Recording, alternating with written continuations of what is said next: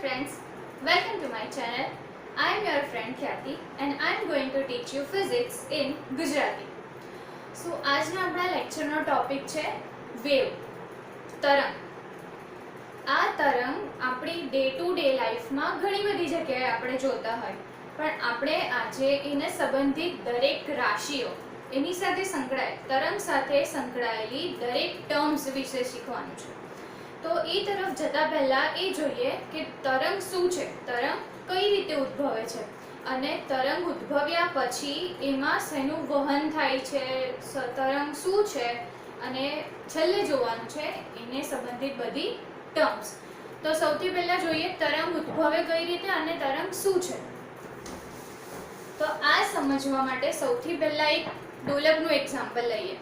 ડોલક એટલે શું? તો આપણે જે પેન્ડ્યુલમ કહેતા હોય, આપણા ઘરના વોચમાં હોય છે, આપણે ફિઝિક્સ પ્રેક્ટિકલમાં પણ કરતા હોય, એટલે જે ડોલક હોય તેના વિશે જોઈએ. તો સૌથી પહેલા હું એક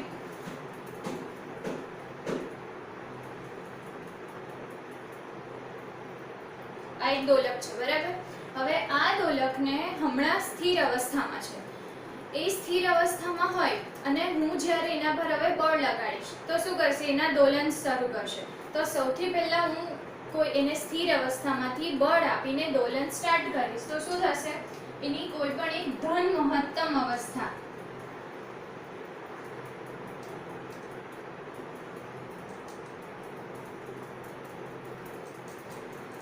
આ સ્થિર અવસ્થા છે, ત્યાંથી હું બળ આપીશ તો એની ધન અવસ્થા. આપણે જનરલી શું કરતા હોય કે રાઈટ સાઈડને આપણે ધન લઈએ છીએ અને લેફ્ટ સાઈડને ઋણ. તો આ સ્થિર અવસ્થામાંથી એ સૌપ્રથમ શું કરશે? તો એની ધન અવસ્થા તરફ મહત્તમ ગતિ કરશે. તો આને હું નામ આપી દઉં A. આ એનું B પાર્ટ છે, કયું? ધન. હવે શું થશે? તો અહીંયાથી B તરફ જશે, એનું મહત્તમ અંતર કાપશે અને પછી રિટર્ન આવશે. એ રિટર્ન આવીને A ઉપર આવશે અને A પરથી પછી ક્યાં જશે? તો એના ઋણ મહત્તમ તરફ, એટલે C તરફ. આને નામ આપી દો C. અને એ શું છે? ઋણ. એટલે અહીંયાથી A પર આવશે અને A થી C પર, બરાબર. આ રીતે દોલન એક ચક્ર પોતાનું પૂર્ણ કરે. સૌથી પહેલા A પરથી B પર જશે, B થી A પર જઈને C પર જશે અને C થી રિટર્ન થઈને A પર. અહીંયા એક ચક્ર પૂર્ણ થાય. હવે આ જે દોલકની અવસ્થા છે એને આપણે ગ્રાફિકલી ગ્રાફમાં બતાવવું હોય તો કઈ રીતે દર્શાવી શકીએ? તો આ એક ગ્રાફ છે, બરાબર. આ પોઈન્ટ હું આપણે લઈ લઉં A. એટલે કયું? તો જે આપણી આ સ્થિર અવસ્થા છે, બરાબર, ત્યાંથી દોલક શું કરે છે? B તરફ જાય છે અને B શું છે? એનું ધન મહત્તમ સ્થાનાંતર. એટલે અહીંયાથી એ સ્થાન કરીને શું થશે? આ મહત્તમ સ્થાનાંતર. એટલે આ કયો પોઈન્ટ છે? B. હવે આ B પોઈન્ટથી પાછું A તરફ આવે છે, એટલે આ શું થઈ ગયું? A એનું સ્થિર સ્થાન. અને E થી ક્યાં જાય છે? C તરફ. અને C કયું છે? ઋણ છે. તો એટલે આ કયો ભાગ થઈ ગયો? C. અને C થી પાછું A તરફ, એટલે આ પોઈન્ટ થઈ ગયો A. આ એક આખું ચક્ર પૂર્ણ થયું, બરાબર. એટલે આ રીતે જે દોલન થયું એ શું આપણે ગ્રાફિકલી તરંગના સ્વરૂપમાં અહીંયા બતાવ્યું છે, બરાબર. આ થઈ ગયો એક તરંગ. આ આપણને જે મળે છે એ દોલક દ્વારા ઉત્પન્ન થતું તરંગ છે, બરાબર. હવે એ તરંગમાં આપણે બધી અલગ અલગ રાશિઓ જોવાની છે. કઈ કઈ? તો તરંગ સાથે સંબંધિત ટર્મ્સ છે. સૌથી પહેલા તો આવર્તકાળ, સમય, પછી એની આવૃત્તિ, પછી તરંગ લંબાઈ, તરંગ વેગ, તરંગ ગતિ અને સૌથી ઇમ્પોર્ટન્ટ છે તરંગની કળા અને એનો કળા તફાવત. તો એ કઈ રીતે સમજીએ? તો સૌથી પહેલા આપણે લઈએ આવર્તકાળ, બરાબર. આવર્તકાળ સમજવું છે તો કઈ રીતે સમજીએ? આવર્તકાળ એટલે શું? તો આ જે એક ચક્ર પૂર્ણ થયું તરંગનું, અહીંયા A થી સ્ટાર્ટ કરીને પાછું A સુધી પૂર્ણ કરવામાં એને જેટલો સમય લાગે, દોલકને A થી શરૂ કરીને ફરી A પર આવવા માટે જેટલો સમય લાગે એને શું કહેવાય? એનો આવર્તકાળ. પહેલી ટર્મ કઈ થઈ ગઈ? આવર્તકાળ. બરાબર. એટલે એક ચક્ર પૂર્ણ કરવા માટે લાગતો સમય એને શું કહેવાશે? આવર્તકાળ. અને આવર્તકાળની સંજ્ઞા શું છે? t. બરાબર. આ થઈ ગઈ પહેલી ટર્મ આવર્તકાળ. હવે બીજું છે આવૃત્તિ. તો આવૃત્તિ કઈ રીતે સમજાવાય? આવૃત્તિ શું છે? તો આવર્તકાળનો વ્યસ્ત. એટલે શું? તો 1 સેકન્ડમાં કેટલા ચક્ર પૂર્ણ કરે છે? કણ દોલક જે છે આપણું એ 1 સેકન્ડમાં કેટલું ચક્ર પૂર્ણ કરે છે એને કહેવાય એની આવૃત્તિ. એટલે આવર્તકાળ શું હતું કે એક ચક્ર પૂર્ણ કરવા માટે લાગતો સમય, અને આવૃત્તિ શું છે? તો 1 સેકન્ડમાં થતા દોલનોની સંખ્યા. એટલે બંને શું થયા? એકબીજાના વ્યસ્ત. તો આને મારે સૂત્ર તરીકે લખવું હોય તો શું લખાય? આવૃત્તિને આપણે f તરીકે દર્શાવીએ છીએ. બરાબર. તો આવૃત્તિ શું થયું? આવર્તકાળનો વ્યસ્ત. એટલે f બરાબર 1/t. આ થઈ ગયું આવૃત્તિનું સૂત્ર. બંને શું છે? એકબીજાના વ્યસ્ત છે. હવે ત્રીજી ટર્મ જે આપણે કોમનલી જાણતા હોય છતાં આપણે જોઈ લઈએ. શું છે? તરંગ લંબાઈ. તરંગ લંબાઈ શું છે? તો આ a થી એક ચક્ર આખું આ કમ્પ્લીટ થાય, આ એક આખી સાયકલ કમ્પ્લીટ થાય ત્યારે કેટલું અંતર કપાય? એટલે આ a થી સ્ટાર્ટ કરીને ફરી a તરફ આવતા આટલું જે અંતર કપાયું એને શું કહેવાય? તરંગ લંબાઈ. લંબાઈ છે, નામ જ લંબાઈ પરથી છે એટલે શું બતાવતું હશે? અંતર બતાવતું હશે. એટલે એક ચક્ર પૂર્ણ કરવા માટે લાગતું અંતર. અથવા આપણે બીજી રીતે કહીએ તો બે ક્રમિક શૃંગ. આ જે છે એને શું કહેવાય? આ શૃંગ થઈ ગયું અને આ શું છે? ગર્ત. તો બે ક્રમિક શૃંગ અથવા બે ક્રમિક ગર્ત વચ્ચેનું અંતર એને શું કહેવાય? તરંગ લંબાઈ. તો તરંગ લંબાઈને આપણે સંજ્ઞા શેનાથી દર્શાવીએ છીએ? લેમ્બડા. હવે જોવાનું છે તરંગ વેગ. તરંગ લંબાઈ થઈ ગઈ, આવર્તકાળ થઈ ગયો, આવૃત્તિ થઈ, હવે તરંગનો વેગ. તો આપણી પાસે વેગનું કોમન સૂત્ર છે. વેગ બરાબર શું થાય? વેગ v બરાબર અંતર ભાગ્યા સમય. બરાબર. આ સૂત્ર છે આપણી પાસે. તો તરંગના ટર્મમાં જોઈએ તો તરંગનો વેગ બરાબર તરંગનું અંતર એટલે તરંગ લંબાઈ, અને તરંગનો સમય એટલે શું? આવર્તકાળ. એટલે અહીંયા શું આવશે? તરંગ લંબાઈ એટલે લેમ્બડા ના છેદમાં સમય એટલે t. બરાબર. લેમ્બડા ઓવર t થઈ ગયું. આ હવે જે લેમ્બડા ઓવર t છે એમાં 1/t ને આપણે શું કીધું છે? f. તો મારે આ સૂત્રને આવૃત્તિના ટર્મમાં લખવું હોય તો કઈ રીતે લખાય? v બરાબર લેમ્બડા ઇન્ટુ f. એટલે તરંગનો વેગ મળી ગયો. શું છે? v બરાબર લેમ્બડાના છેદમાં t બરાબર લેમ્બડા ઇન્ટુ f. ચાલો, એ થઈ ગયું તરંગનો વેગ. હવે તરંગની ગતિ.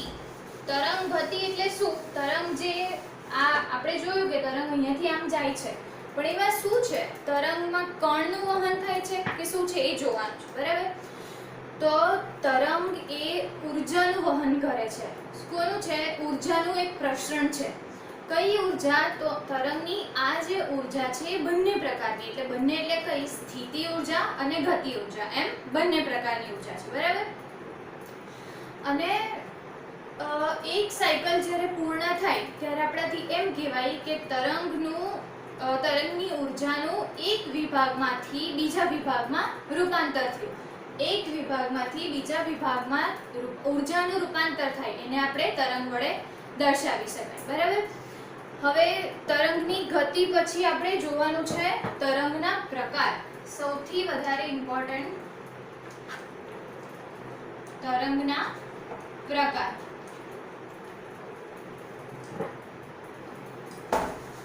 તરંગના પ્રકારનું એટલે કે તરંગનું વર્ગીકરણ કોના આધારે કરી શકાય? તો તરંગ પ્રસરણની દિશા. તરંગ પ્રસરણની દિશા એટલે તરંગ આપણે કોઈ આદર્શ દિશા લઈએ, ધારો કે x અક્ષ તરફ તરંગનું પ્રસરણ થાય છે, તો એને અનુલક્ષીને કણોની ગતિની દિશા કઈ છે જે કણ એમાં ગતિ કરે છે એ કણની દિશા કઈ છે એના અનુલક્ષીને તરંગનું બે પ્રકારમાં વિભાજન કરવામાં આવે. કેટલા પ્રકાર છે તરંગના? બે પ્રકાર.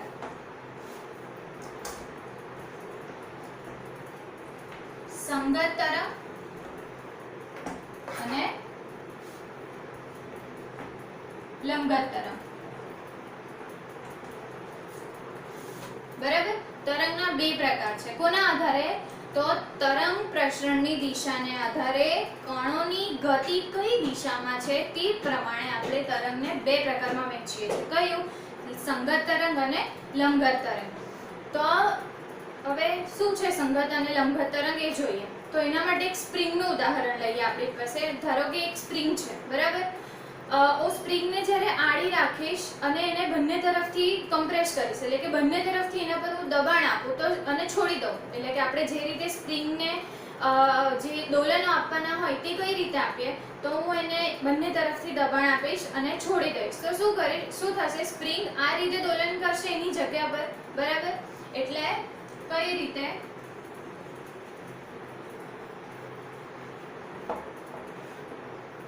બરાબર. જ્યારે સ્પ્રિંગ ને આ રીતે આપણે દબાણ આપીએ અને આવી રીતે સેમ દિશામાં, એટલે કે સમાંતર ગતિ કરે છે કણ. બધા કેવા છે? તરંગ પ્રસરણ. આ જે દિશા હું એરોથી બતાવું છું એ કઈ છે? તરંગ પ્રસરણની દિશા. તો તરંગ પ્રસરણની દિશાને સમાંતર જ્યારે દોલન કરતા હોય તો એ તરંગને કેવા કહેવાય? સંગત તરંગ. એટલે કે તરંગ પ્રસરણની દિશાને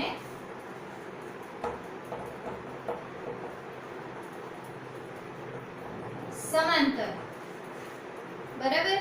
આ તરંગ કયા થઈ ગયા? સંગત તરંગ. હવે સ્પ્રિંગને આપણે સીધી કરી દઈએ. તરંગ પ્રસરણની દિશા કઈ છે?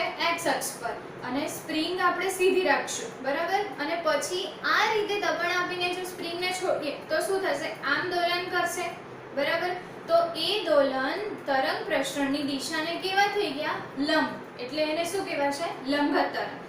એટલે તરંગ પ્રસરણની દિશાને લંબ દિશામાં જ્યારે દોલન થતા હોય તો એ કયા તરંગ કહેવાશે? લંબગત તરંગ. અને એ કેવી રીતે હશે? તો આ આપણી તરંગ પ્રસરણની દિશા છે અને અહીંયાથી તરંગ ચાલુ થશે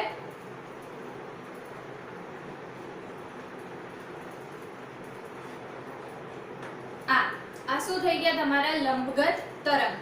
બધા કયું છે? તરંગ પ્રસરણની દિશાને લંબ છે, બરાબર. એટલે આ જે છે વ્યાખ્યા એને કઈ રીતે લખાય? તો તરંગ પ્રસરણની દિશાને લંબ. જે તરંગો તરંગ પ્રસરણની દિશાને લંબ ગતિ કરતા હોય એને શું કહેવાય? લંબગત તરંગ, બરાબર. એટલે બે પ્રકાર છે તરંગના. કયા? સંગત અને લંબગત. સમાંતર દિશા તો સંગત તરંગ અને લંબ હોય તો લંબગત તરંગ, બરાબર. હવે જે ઇમ્પોર્ટન્ટ ભણવાનું છે એ શું છે? તરંગના પ્રકાર, પછી તરંગની કળા અને એનો કળા તફાવત. આ ટોપિક જે છે કળા અને કળા તફાવત, એના પરથી ઘણી બધી એપ્લિકેશન આપણે જોઈ શકીએ, બરાબર. તો આપણે પહેલા તરંગની કળા, એક તરંગ દોરી દઈએ.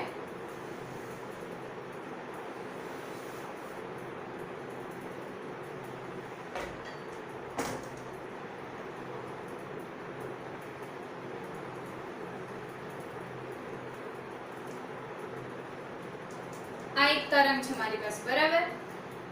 આ તરંગમાં આપણે સાઇન વેવ લઈ લઈએ, બરાબર. કયો વેવ છે આ?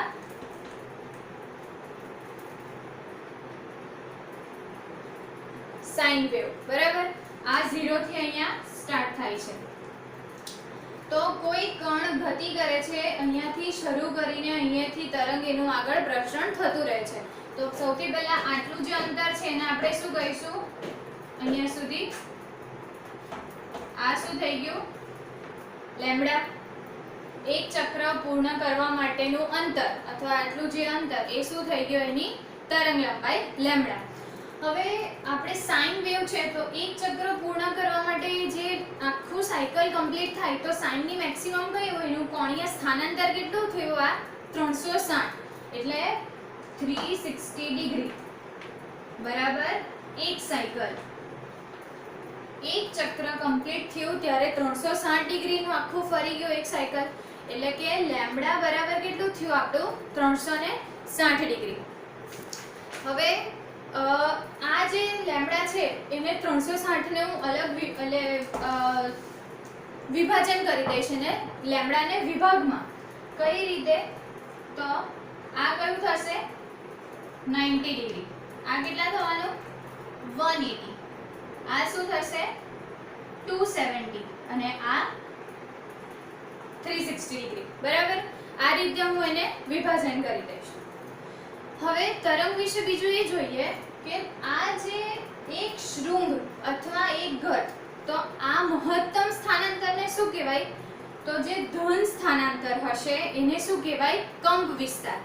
આ અહીંયાથી આટલું અંતર એક તરફનું મહત્તમ આ જ રીતે અહીંયાનું મહત્તમ એને શું કહેવાય કંપ વિસ્તાર. અને બીજું કેવું હોય તો શું કહેવાય પીક. પીક એટલે શું ટોચ. તો આ જે એક પીક વેલ્યુ છે એ અહીંયાથી લઈ લઈએ કેટલી +1 એ જ રીતે આ ઋણ તરફ છે એટલે આ કેટલી થવાની અહીંયાથી આ -1 ગર્ત તરફનું મહત્તમ કેટલું છે -1 અને શૃંગ તરફનું કેટલું છે +1.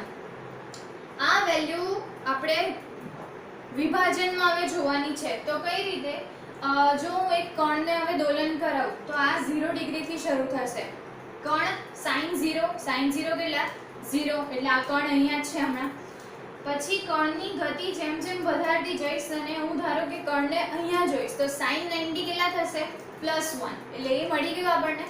કણ ફરીથી જ્યારે સ્થિર અવસ્થામાં આવશે તો કેટલા sin 180 એ કેટલું છે 0 અગેન.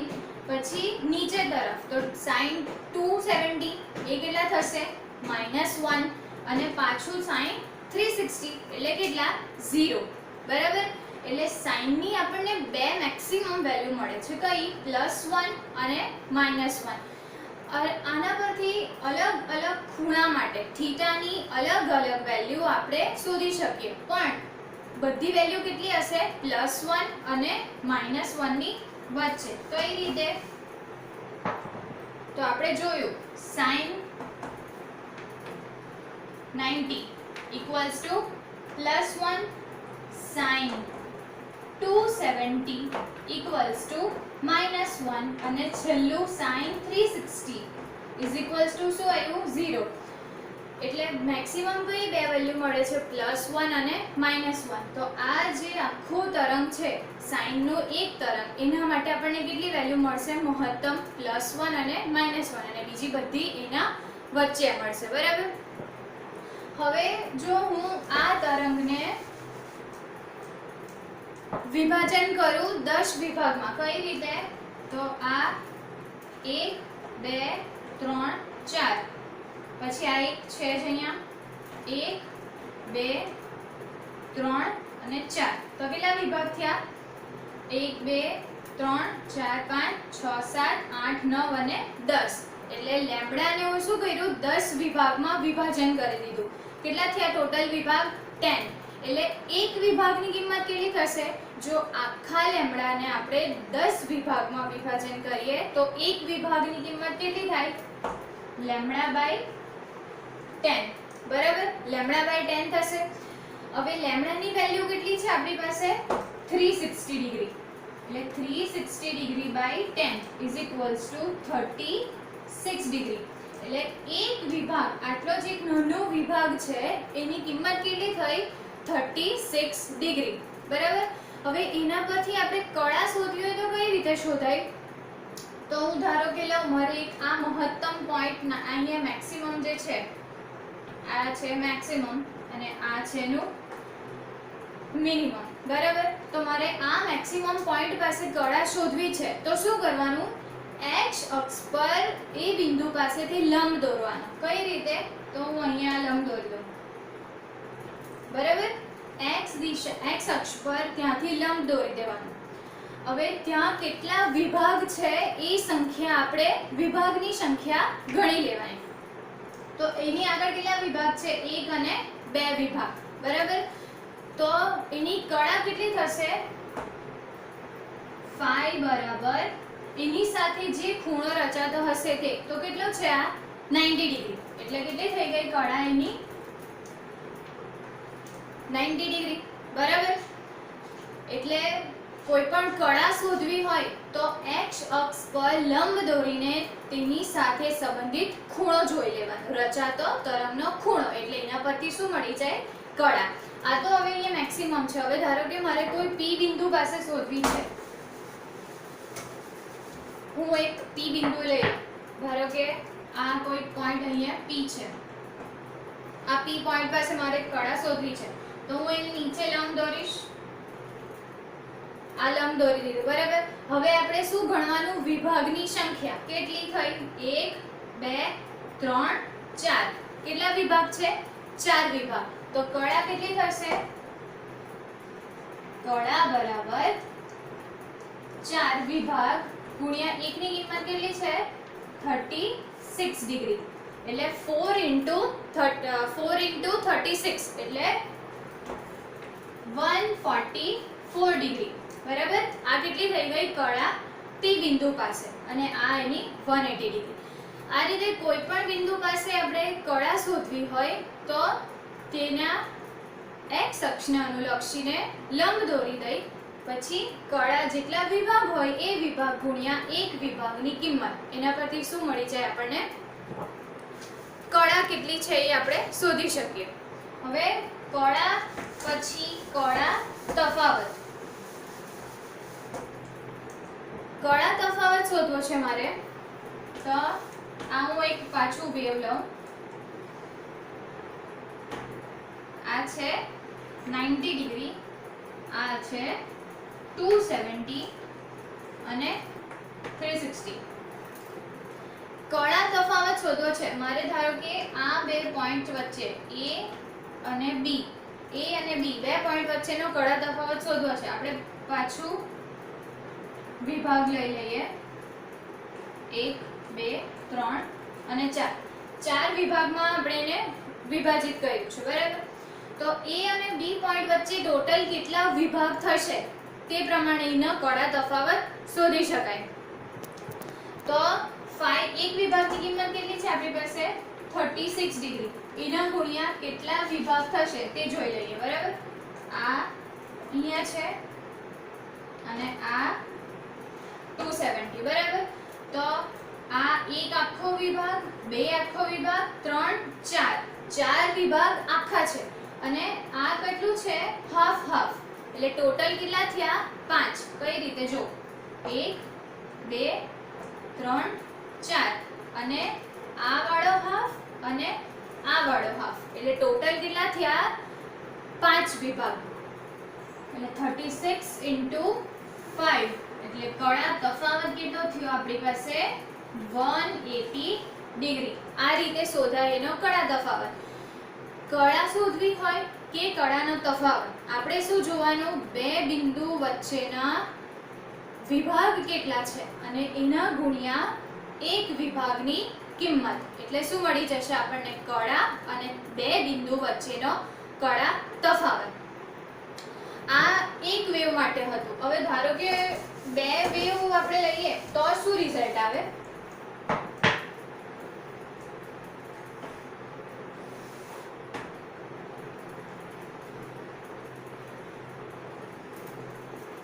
આ એક વેવ છે. બરાબર. 90 270. હવે હું આને ત્રણ વિભાગમાં વિભાજિત કરીશ. 1 2 3. એ જ રીતે 1 2 3. 1 2 3 4 5 6 7 અને 8. કેટલા વિભાગ થયા ટોટલ? 8. એટલે લેમ્બડા બાય 8 એક વિભાગની કિંમત 360/8 એટલે કેટલા? 45 ડિગ્રી. આ કેસમાં જ્યારે 8 વિભાગ હું કરીશ તો એક વિભાગની કિંમત કેટલી થવાની 45 ડિગ્રી બરાબર. એટલે કોઈ પણ બિંદુ પાસે હવે મારે કડા શોધવી હશે તો 45 ગુણ્યા જેટલા વિભાગ હશે એટલા ગુણાકાર કરી દેશું આપણે બરાબર. ચાલો હવે હું એક બીજું તરંગ લઉં. કઈ રીતે?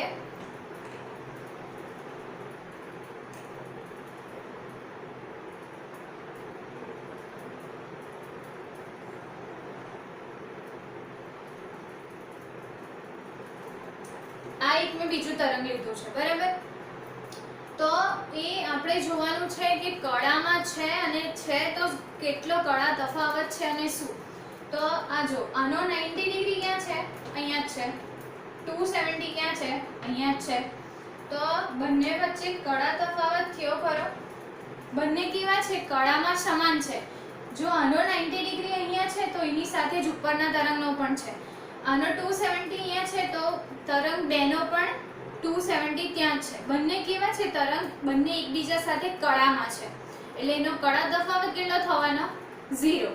પણ જ્યારે હવે બે તરંગ અલગ અલગ દિશામાં હોય તો બંનેની કડા જુદી હોય તો કઈ રીતે કડા તફાવત શોધી શકાય?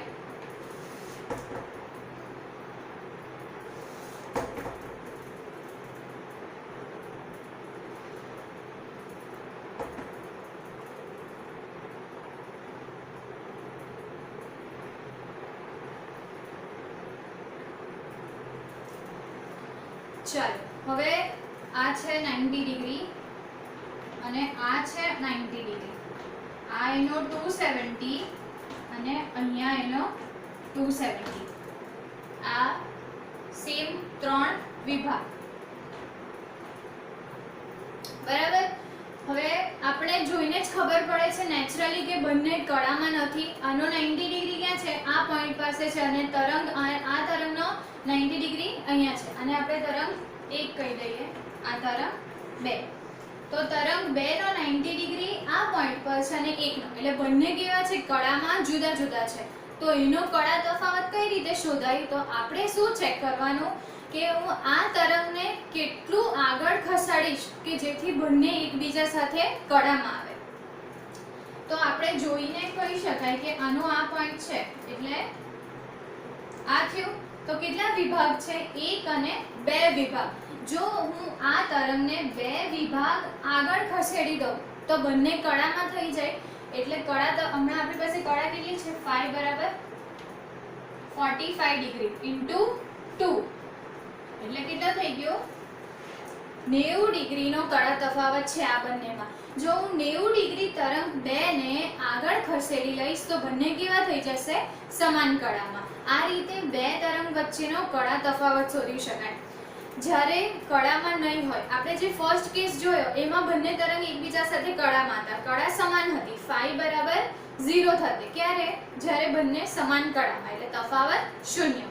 પણ હવે આ કેસમાં શું છે? તો એક તરંગ બીજાથી પાછળ છે.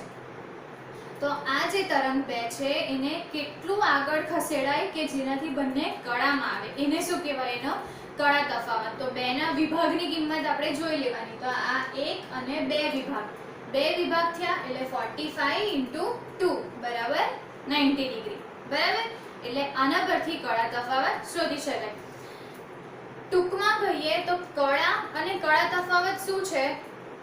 તો કોઈ પણ બિંદુ પાસેથી x અક્ષને અનુલક્ષીને એ તરંગના એ બિંદુ આગળ રચાતો ખૂણો, એના પરથી આપણે શું શોધી શકાય? કડા તફાવત બરાબર. ચાલો તો આપણે થોડુંક રિવાઇઝ કરી લઈએ. લેક્ચરમાં આપણે શું જોયું? તો સૌથી પહેલા એના સંબંધિત ટર્મ, આવર્તકાળ, આવૃત્તિ, તરંગ લંબાઈ, તરંગનો વેગ, તરંગની ગતિ અને પછી તરંગની કડા અને કડા તફાવત બરાબર. આ જે તરંગની કડા અને કડા તફાવત છે એનો ઉપયોગ કરીને પ્રકાશશાસ્ત્રની ઘણી બધી આપણે એપ્લિકેશનની થિયરીઓ આગળ ભણી શકાય, જેવી કે વ્યતિકરણ, સુસંગતતા એટલે કે ઇન્ટરફિયરન્સ પેટર્ન અને કોહેરન્સ, જે આપણે નેક્સ્ટ વિડિયો લેક્ચરમાં જોઈશું બરાબર. તો આના રિલેટેડ કોઈ પણ ક્વેશ્ચન હોય તો તમે કમેન્ટ બોક્સમાં લખી શકો છો. Thank you.